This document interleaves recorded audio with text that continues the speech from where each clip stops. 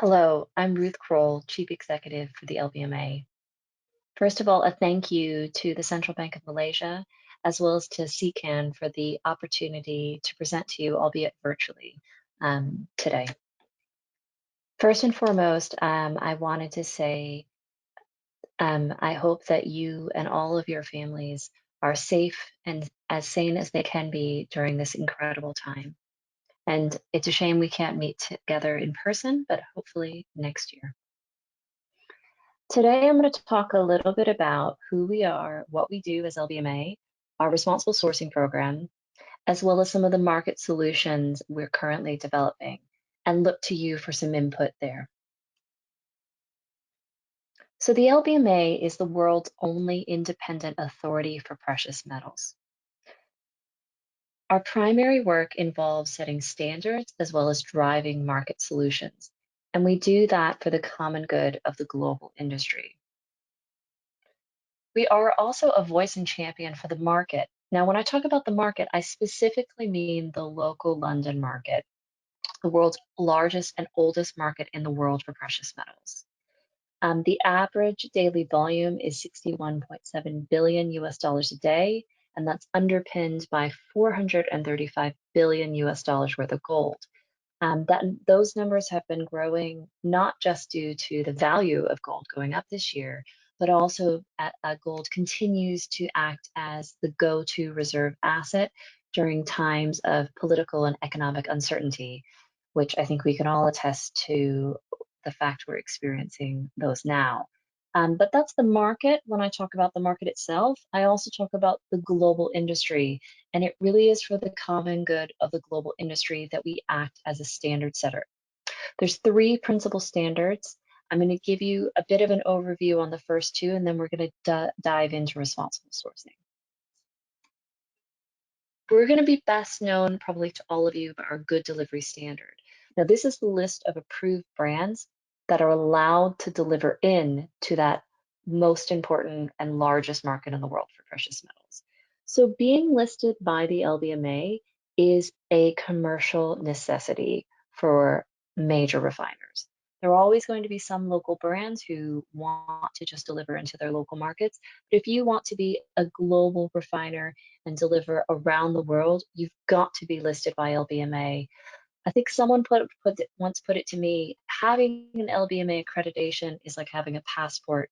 You don't need a visa to go to deliver your metal into China, to India, Borsa Istanbul, TOCOM, CME. So it's what's good delivery for London, but it's all recognized as well by major exchanges around the world, as well as major countries which import metal for domestic consumption. So it's important to recognize that's mandatory. The other major standard is our Global Precious Metals Code. Now, this is all about ensuring client confidence. It's looking at the financial market side of precious metals and that trading that's done every day for that 61.7 billion US dollars. This code was developed at the same time as the FX code and looks very much to work together with that code to help ensure client confidence and promote integrity and effective functioning of OTC markets for precious metals. We maintain a list of everyone who has publicly attested to conforming to the code. That's mandatory for members, but we really encourage non-members to also attest to the commitments because it's not just about ensuring integrity for the London market, it's about how we address these ethical standards as a global industry. An important way to ensure that global adoption is by central banks around the world adopting this code. As we've done it at the same time with the FX code, we've worked very hard to ensure that it's at the same standard, but also that it's an easy lift for someone who is, if you're a central bank who's attesting to the global FX code, adding precious metals should be a light lift. If you have questions or if you're interested in learning more, please don't hesitate to contact us. It's an excellent way to work together to raise these important standards for the good of the global industry. Speaking of good of the global industry, responsible sourcing program. This was developed back in 2012, and I think for my sins, I was one of the people who ran it in the very beginning. Um, when we started out, it was just gold. We've since expanded it to include silver, and we've also helped develop standards for platinum and palladium.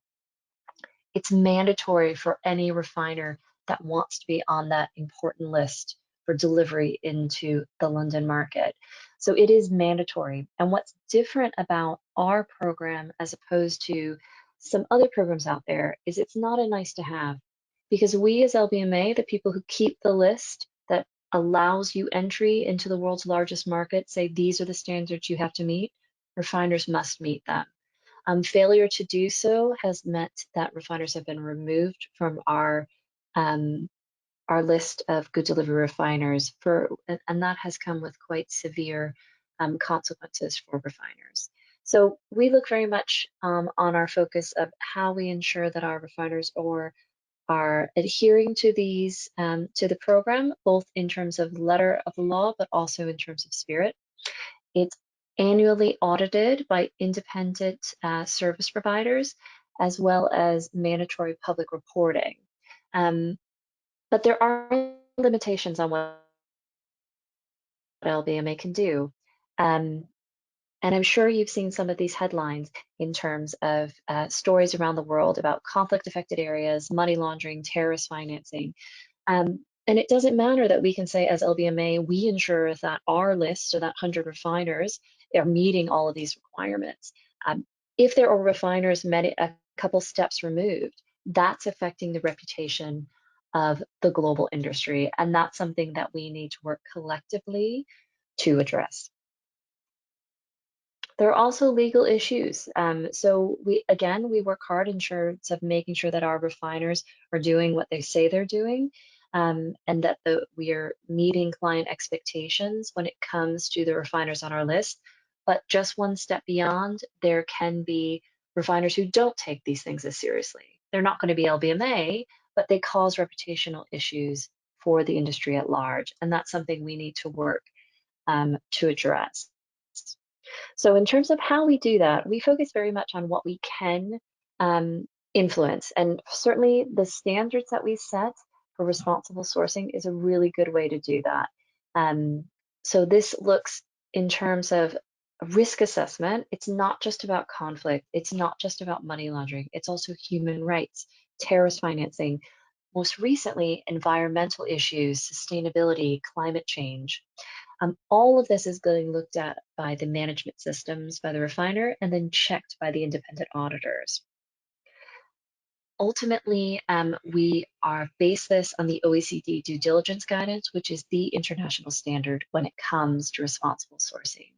We've been recognized by the US in terms of meeting its legal requirements, and we're applying for EU recognition.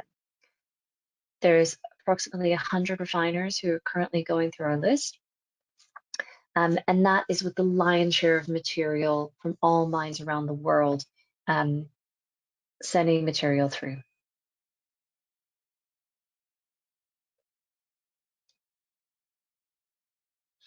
So where we go from there, we focus on what we can influence. So how we raise our standards and uphold trust in our audit program.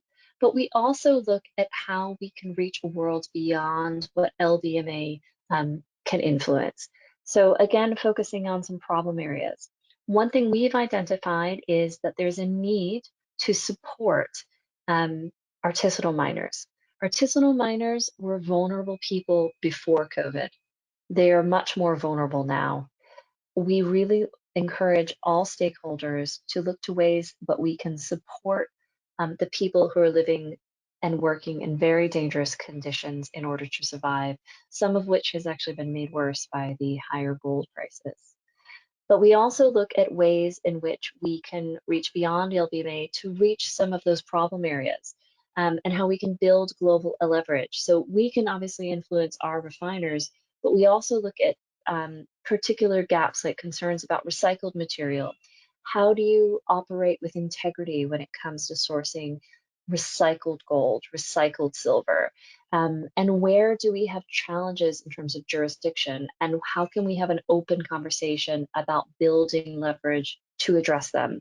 Because as I showed you with the headlines, um, as an industry, our reputation is at risk, and we need to act as an advocate and a leader to address those gaps and see where we can make meaningful differences. And that is really our strategy going forward, improving our program and making sure that we're keeping standards tight, but then also looking at where are our limits?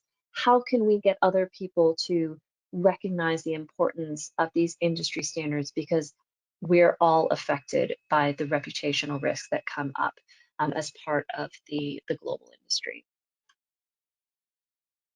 So I also mentioned that we provide market solutions.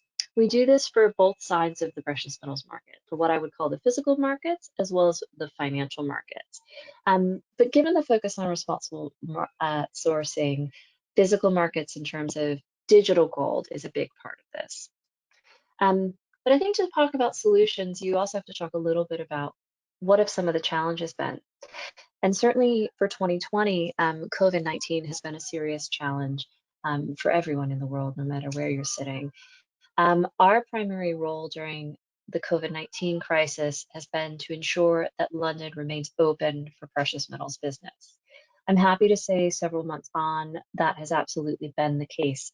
Major infrastructure like price benchmarks as well as vaults have operated flawlessly through all of this period. And actually, we've seen increased volumes coming into London. So that number that I talked about at the outset in terms of 61.7 billion average daily volume, at the beginning of this year, that was 45 billion. And that's not just because the price has gone up. We've seen real growth of volumes throughout. In terms of the challenges, however, logistics were something that were affecting everyone in the precious metals industry. So not just in terms of the London market, but places like New York and Shanghai. Gold travels in the cargo area of passenger airlines. And when less people are moving, there are less opportunities for gold to move. Now, I hasten to say logistics providers have done an excellent job, and metal has always been moving. It never stopped moving. There were just less opportunities. There are record stocks in both New York and London as a testament to logistics providers delivering that metal. But what effect it did have is really creating concerns in places like New York, which typically trade um, it's a futures market and it's more of a paper market. There's less of a need to deliver in unless the price is so high that that makes sense. And certainly that was something that was seen earlier in March and April this year, is that the premium was so high that delivering metal into New York was significantly cheaper than rolling. There were also concerns in terms of where COMEX and London have always traded at very similar price points. COMEX was trading at a significantly higher premium to London. The reverse was true in Asia. In Asia, we saw selling. So gold in China in particular is held for a rainy day, and it was believed that rainy day came. So when lockdown opened up, people sold gold to make money because they haven't had earnings from jobs. But as income has started to come back in and the economy come back to life, that has eased somewhat. We saw similar patterns happening in India when the lockdown came out. And particularly because the global price had reached such a high, it was certainly a good time to sell. Um, so in terms of what does that mean for LBMA and our standards and our solutions, I would say from a standards perspective, there's never been a stronger case for a truly global standard when it comes to gold. One of the challenges in terms of these premiums and dislocations was due to the different shape size bar. So it's the same purity in terms of metal, and the same sourcing in terms of New York because they are a license holder of the good delivery list. But there's a different requirement when it comes to the shape of the bar. Um, and that's something that I think needs to be addressed um, as a global industry to ensure that gold is acting like the global currency it is, not the commodity which it was behaving a little uncharacteristically like earlier in the year. So Solutions-wise, we continue to push for global standards and global specifications for kilobars in particular. And we also look at how digital gold can give more efficiency, both in terms of settlement as well as understanding of what's out there in the market. So a lot of the challenges in terms of why the COMEX was at such a different price was partly due to speculation. And we worked hard as LBMA to get market participants facts in terms of refiner capacity.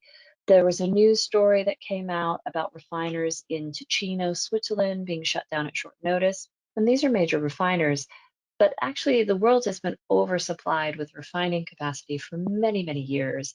Um, the Rand refinery, by way of example, was set up to process the entire continent of Africa's gold and could still do that today. So there was never a real issue in terms of refiner capacity, but there was a perception there was an issue. And that's something we would hope when it comes to creating a digital ecosystem that's more transparent, that is easier to see in terms of what refiner capacity is out there. So let me talk to you a little bit more about what those solutions are and what they're intending to do. And this is also what I was talking about in terms of having a seat at the table. We have really looked to bring the industry in to talk about what makes sense for us to address challenges collectively to make the market more vibrant and more efficient. Before the crisis, we were working on an initiative called Gold Bar Integrity, and this is about digitizing what is the chain of integrity. So the chain of integrity is a process from mine to refiner to bank vault, and ensuring that each step along the way, that's a secure process and the gold can't be tampered with.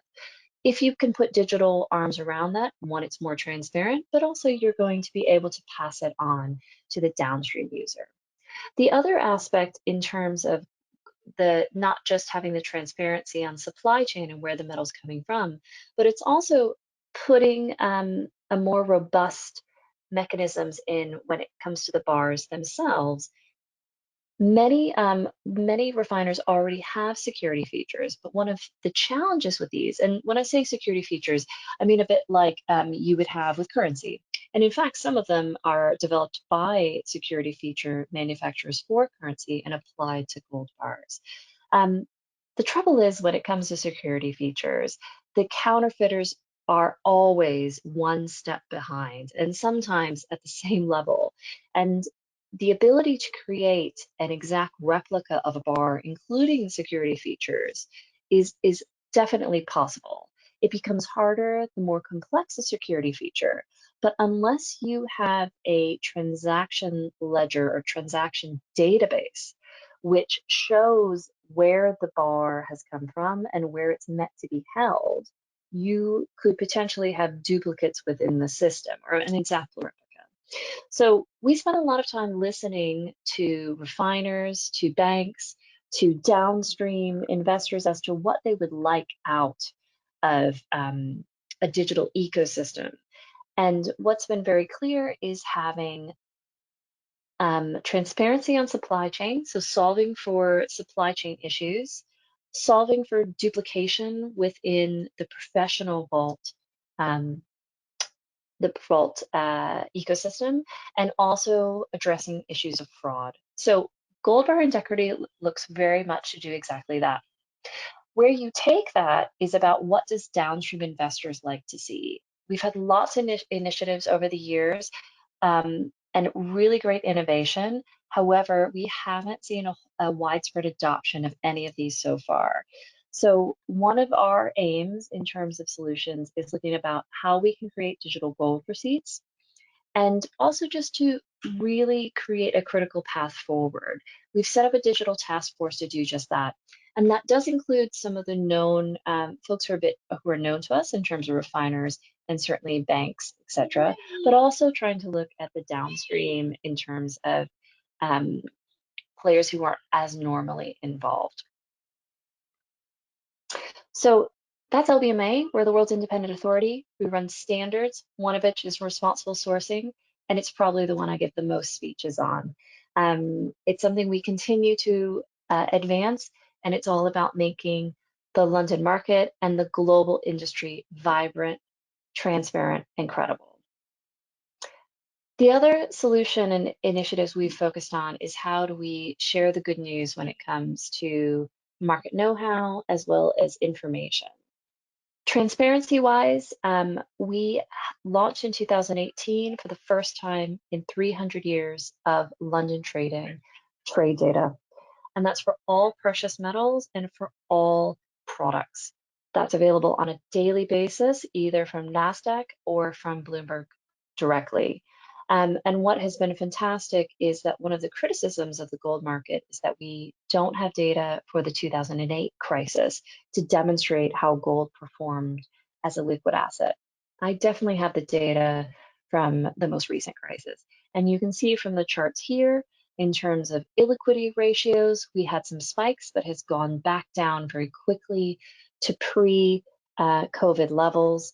And actually some of the analogies when it came to other asset classes is that the behavior seen in gold mirrored very much what you also saw in other liquid asset classes. So I encourage you to have a look at the data. If you want more information, please let us know.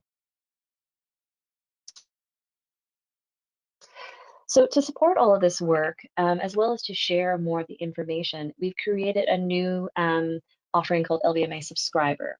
And this is for possibly downstream participants, really those people who are, if you're not a refiner, because you'll be on the good delivery list, or perhaps you're not a bank, but you want to have a seat at the table when it comes to responsible sourcing. You want to help us in terms of inform how we address risks in the industry, or you just want to stay up to date and grow your business and grow your network. So we've created that to bring to open up the LBMA offerings and to allow more people to have a seat at the table.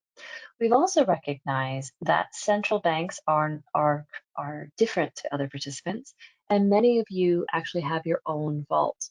We would obviously encourage you to hold any gold within the local London market for obvious reasons in terms of efficiencies, access within the largest and most liquid market for gold in the world. But we do understand for many reasons, sometimes these need to be held either within your own vault or in other locations. So we've provided for central banks an additional enhanced license, which gives you access to two crucial online resources. It's what we call our visual guide for defects and imperfections. And this is not about the obvious imperfections where you say, right, that bar is definitely gone. It's about borderline and pictures of what is considered borderline and the type of issues. It also explains a little bit as to why is this a imperfection as opposed to a defect? What's the concern in terms of, is it a risk if the bar is resmelted? Is it a concern that it's been tampered with? Is it a stacking issue? But it really helps any vault keep up to scratch when you're processing materials, because ultimately, even if you're holding it locally, there may be a day when you want to sell or you want to lend that material, and ensuring that it's meeting global standards will be very important to that. I'm also happy to say that we have a new section on US assay bars. I was involved in the 2008 PDF that you see on your right side of the screen. I'm happy to say that's been fully incorporated in the visual guide website. The other secure website is what we call the Good Delivery website. And this is a list of all the current refiners who are on our lists, as well as former lists. It has photos, it has drawings. There's also a section on defects. And we also keep kilobar information here as well. Previously, this was only available to the London vaults, but it is a special offering recognizing the important role that central banks play, that we do allow that under license. Beyond the license offering, we've also developed a lot of training materials, one of which is on the same lines. It's called Vault Operators Training. And this was made by the Vault for the Vault and tested and developed by London Vaults, including the Bank of England. It's currently focused on 400-ounce bars. You can see the 7 modules there. but further plans to expand is currently kilobars, but that's based on feedback as well as subscription. So if there's something you would particularly like to see, please let us know. Again, encourage you to subscribe and help support this work. But it's definitely something, if you're running Evolved, it's a must-have, and it's actually a mandatory requirement for the London vaults. So that's really it from me. I would really encourage you to stay in touch. If you have a question, you've got my direct details there. But you've also got the LBMA Gold Line, ask@lbma.org.uk. If you have any questions about the work we do, the standards we oversee, or the market we represent. Wishing you a good rest of the day. Thank you.